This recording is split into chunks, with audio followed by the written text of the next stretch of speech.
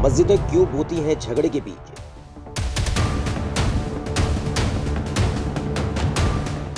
इस बार इजराइल फिलिस्तीन को लड़ाया। एक दूसरे के धुर कट्टर विरोधी इजराइल और फिलिस्तीन फिर से आमने सामने हैं। इस बार झगड़े की जगह बनी है अल अक्सा मस्जिद। खबर यह है कि यहूदियों पर फिलिस्तीन की ओर से रॉकेट भी दागे गए हैं। मकसद साफ है कि फिलिस्तीन इजराइल के साथ आर पार के मूड में दिख रहा है। इजराइल के प्रधानमंत्री बेंजामिन नेतन्याहू ने भी ऐलान कर दिया है कि वो पीछे हटने वाले नहीं हैं। हिंसा उपद्रव की मार झेल रहे यरूशलेम के पूर्वी इलाके में पिछले 2 दिन से खून खराबा हो रहा है। शेख जर्राह, ओल्ड सिटी और हाइफा में फिलिस्तीनियों और इजरायली पुलिस के बीच झड़प जारी है। एक जमाने में गाजा पट्टी, हमास और बम गोले बारूद के लिए हमेशा में सुर्खियों में रहने वाला ये इलाका पवित्र धार्मिक स्थल यरूशलेम के लिए भी पूरी दुनिया में जाना जाता है। लेकिन हाल फिलहाल में ये क्षेत्र भारत के जिगरी यार इजराइल और पूरी दुनिया के मुस्लिम देशों की सिंपैथी वाले फिलिस्तीन के झगड़े के कारण सुर्खियों में आया है। आज के इस वीडियो में हम आपको बताएंगे कि आखिर हिंदुस्तान से इजराइल तक मस्जिदें ही क्यों बनती हैं झगड़े का केंद्र। इजराइल और फलस्तीन के बीच झगड़े की आग में किसने झोंके रॉकेट अटैक? क्यों पूरी दुनिया के मुस्लिम मुल्क इजराइल के खिलाफ लामबंद हो गए? इससे पहले कि हम आपको इन सवालों के जवाब दें और बताएं कि आखिर अल अक्स मस्जिद ने क्यों बखेड़ा खड़ा कर दिया, आपको लिए चलते हैं फ्लैशबैक में। तारीख 7 मई 2021, जगह पूर्वी यरूशलेम, मौका माह रमजान में जुमे की नमाज। ये वीडियो देखने वाले लोग जो इंडियन सब कॉन्टिनेंट में रहते हैं या जो खाड़ी मुल्कों से ताल्लुक रखते हैं, उन्हें ये बताने की ज़रूरत नहीं है कि झगड़ा किस बात को लेकर हुआ होगा, क्योंकि अभी दिखे ग्राफिक्स में ही इस विवाद की पूरी पटकथा छिपी हुई है। इजराइल और फलस्तीन के बीच बीते शुक्रवार को जुमे की नमाज के वक्त से ही पूर्वी यरूशलेम इलाके में विवाद ज़्यादा बढ़ गया। इसके 3 बड़े कारण हैं। पहला कारण साल 1967 के अरब इजराइल युद्ध से जुड़ा हुआ है। इस युद्ध के बाद से ही इजराइल पुराने यरूशलेम के हिस्सों पर जीत की वर्षगांठ मनाता आ रहा है। फलस्तीनी इजराइल के इसी जश्न से बेहद चिढ़ते हैं और इसी चिढ़ का नतीजा फिलिस्तीनी प्रशासन ने गाजा पट्टी से इजराइल की तरफ सोमवार को 3 रॉकेट दागे थे। हालांकि इनमें से एक रॉकेट को तो इजरायली एंटी रॉकेट एरोन डोम सिस्टम ने नष्ट कर दिया था, लेकिन बाकी 2 से हुए नुकसान की कोई जानकारी नहीं है। दोनों मुल्कों के बीच तनातनी के दौरान फिलिस्तीन के इस कार्रवाई ने आग में घी का काम किया और इजराइल ने इसे चुनौती की तरह स्वीकार किया और कहा कि वो किसी से डरने वाला नहीं है। झगड़े का दूसरा कारण है इस्लाम को मानने वाले लोगों के लिए दुनिया की सबसे पवित्र मस्जिद यानी अल अक्सा मस्जिद। अल अक्सा मस्जिद परिसर जो कि पुराने यरूशलेम शहर में है, उसे मुसलमानों की सबसे पवित्र जगहों में से एक माना जाता है। लेकिन इस जगह पर यहूदियों का पवित्र माउंट मंदिर भी है। वैसे विवाद पैदा करने वाली मस्जिदों के बारे में भारत के लोगों की राय बिल्कुल स्पष्ट है कि आखिर मस्जिदें ही झगड़े की जड़ क्यों बनती हैं। चाहे सोमनाथ का मंदिर हो या अयोध्या में रामलला का मंदिर, चाहे मथुरा की बापी मस्जिद, कमोबैश स्थिति हर एक जगह वही रहती है, झगड़े की जड़ वही रहती है। पूर्वी यरूशलेम में भी झगड़े की जड़ बनी अल अक्सा मस्जिद, जिस पर इस्लाम को मानने वाले यानी फिलिस्तीनी अपनी मस्जिद बताकर अपना दावा ठोकते हैं, जबकि इसे अपना पूजा घर बताने वाले इजरायली इस पर अपना हक जताते हैं।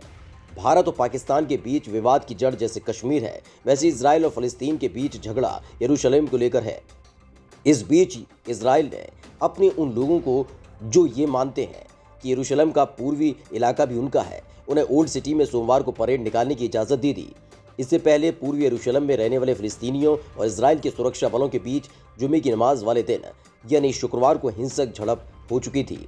इजरायली सुरक्षा बलों के बीच फिलिस्तीनियों की ये झड़प क्यों हुई, यही तो झगड़े का तीसरा कारण भी है।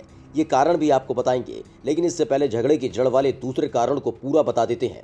दरअसल इजराइल नहीं चाहता था कि जिस वक्त वो यरूशलेम दिवस मना रहे हों, उस वक्त पूर्वी यरूशलेम में फिलिस्तीनियों का जवाबड़ा लगे। इससे दोनों पक्षों में आमना सामना होने का अंदेशा था। ये दिन होने वाला था सोमवार का, जब इजराइल यरूशलेम दिवस मनाता। लिहाजा तनाव बढ़ने के चलते इजराइल सरकार ने इरेज क्रॉसिंग को बंद कर दिया। ये गाजा पट्टी और इजरायली बस्ती के बीच अकेला पैदल रास्ता है, जो बंद होने के कारण फिलिस्तीनी पूर्वी यरूशलेम में एंट्री नहीं कर सकते थे। इजराइल के इस कदम ने फिलिस्तीन समर्थकों को और उकसा दिया। नतीजा, पूर्वी यरूशलेम शहर में रविवार रात को इजरायली सुरक्षा बलों और फिलिस्तीनियों के बीच जमकर बवाल हुआ। इजरायली अधिकारियों ने इस दौरान आंसू गैस के गोले और स्टन ग्रेनेड दागे। उधर फिलिस्तीनी प्रदर्शनकारियों ने अल अक्सा मस्जिद परिसर के पास से ही पुलिस पर पथराव कर दिया। इजरायली पुलिस पर फिलिस्तीनियों ने पत्थर, कुर्सियां और हर वो चीज फेंक कर हमला किया जो उनके हाथ में उठाई जा सकती थी। फिलिस्तीनी दंगाइयों और इजरायली पुलिस अफसरों के बीच हुई झड़प के दौरान एक वीडियो फुटेज भी सामने आया। इस झड़प में कई इजरायली अफसर और 80 से ज्यादा फिलिस्तीनी दंगाई गंभीर रूप से घायल हुए। मैंने आपको अब तक इजरायल और फिलिस्तीन के बीच झगड़े के 2 कारण तो बता दिए, साथ ही झगड़े की दूसरी वजह बताने के दौरान ही आपको झगड़े के जिस तीसरे कारण का हिंट दिया गया था, अब बारी है वो बताने की। झगड़े का तीसरा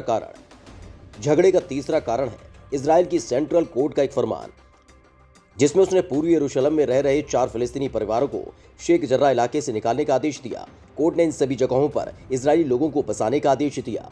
1967 में युद्ध के बाद इजरायल ने पूर्वी यरूशलेम को नियंत्रण में ले लिया था और वो पूरे शहर को अपनी राजधानी मानता है।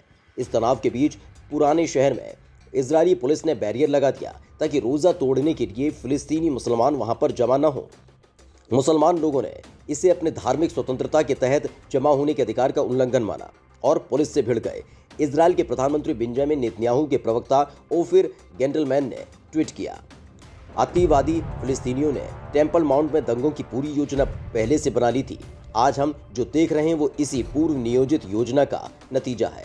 दरअसल यरूशलेम की अल अक्सा मस्जिद इस्लाम के सबसे पवित्र धार्मिक स्थलों में से तो एक है ही। यरूशलेम यहूदियों और ईसाइयों के लिए भी काफ़ी धार्मिक महत्व रखता है। इजरायल यरूशलेम को अपनी राजधानी बताता है, जिसमें यरूशलेम का पूर्वी हिस्सा भी शामिल है। हालांकि इस इलाके पर इजरायल के नियंत्रण को अंतर्राष्ट्रीय मान्यता नहीं मिली है। फिलिस्तीनी चाहते हैं कि वेस्ट बैंक और गाजा में उनके लिए अलग से देश बने और उसकी राजधानी पूर्वी यरूशलेम हो। इस्लामिक राष्ट्र फ़लस्तीन के सपोर्ट में सऊदी अरब, पाकिस्तान और तुर्की समेत पूरी दुनिया के इस्लामिक देश एकजुट हो गए हैं। इन देशों में संयुक्त राष्ट्र सुरक्षा परिषद के 2/3 देश यूएन में चर्चा चाहते हैं, जिनमें ट्यूनीशिया, आयरलैंड, चीन, Estonia, France, Norway, niger, Vietnam शामिल है। अमेरिका ने भी यरूशलेम के हालात को लेकर चिंता जाहिर की है।